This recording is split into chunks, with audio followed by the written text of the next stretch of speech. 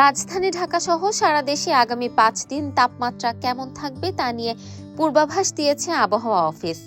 বুধবার সন্ধ্যা 6টা থেকে পরবর্তী 120 ঘন্টার জন্য এই পূর্বাভাস দেওয়া হয়। আবহাওয়াবিদ ডাক্তার মোহাম্মদ ওমর ফারুক স্বাক্ষরিত বিজ্ঞপ্তিতে বলা হয়, দক্ষিণ পশ্চিম বঙ্গোপসাগর ও তৎসংলগ্ন পশ্চিম মধ্য বঙ্গোপসাগর ও তামিলনাড়ু অন্ধ্র উপকূলীয় এলাকায় অবস্থানরত নিম্নচাপটি দুর্বল হয়ে সুস্পষ্ট লঘুচাপে পরিণত হয়েছে। এটি উত্তর তামিলনাড়ু, পুদুচেরি উপকূল ও তৎসংলগ্ন এলাকায় অবস্থান করছে। এটি আরও দক্ষিণ পশ্চিম দিকে অগ্রসর হয়ে ক্রমান্বয়ে দুর্বল হয়ে যেতে পারে। উপমহাদেশীয় উচ্চচাপ বলয়ের বর্ধিতাংশ পশ্চিমবঙ্গ ও তৎসংলগ্ন এলাকায় অবস্থান করছে।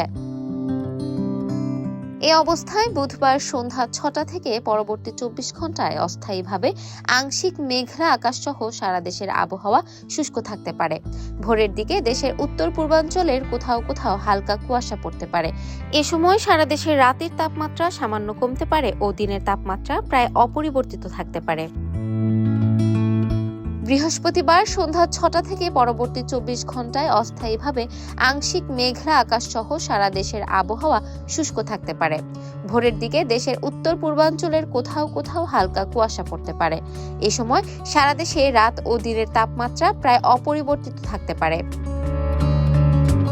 শুক্রবার সন্ধ্যা 6টা থেকে পরবর্তী 24 ঘন্টায় অস্থায়ীভাবে আংশিক মেঘলা আকাশ সহ সারা দেশের আবহাওয়া শুষ্ক থাকতে পারে। ভোরের দিকে দেশের উত্তর পূর্বাঞ্চলের কোথাও কোথাও হালকা কুয়াশা পড়তে পারে। এই সময় সারা দেশে রাত ও দিনের তাপমাত্রা 1 থেকে 2 ডিগ্রি সেলসিয়াসে কমে আসতে পারে। এছাড়া শনিবার সন্ধ্যা 6টা থেকে পরবর্তী 24 ঘন্টায় অস্থায়ীভাবে আংশিক মেঘলা আকাশ সহ সারা দেশের আবহাওয়া শুষ্ক থাকবে।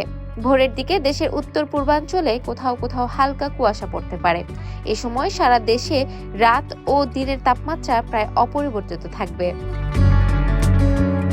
রোববার সন্ধ্যা 6টা থেকে পরবর্তী 24 ঘন্টায় অস্থায়ীভাবে আংশিক মেঘলা আকাশ সহ সারা দেশের আবহাওয়া শুষ্ক থাকতে পারে। ভোরের দিকে দেশের উত্তর পূর্বাঞ্চল কোথাও কোথাও হালকা কুয়াশা পড়তে পারে। সারা দেশে রাত ও দিনের তাপমাত্রা প্রায় অপরিবর্তিত থাকবে।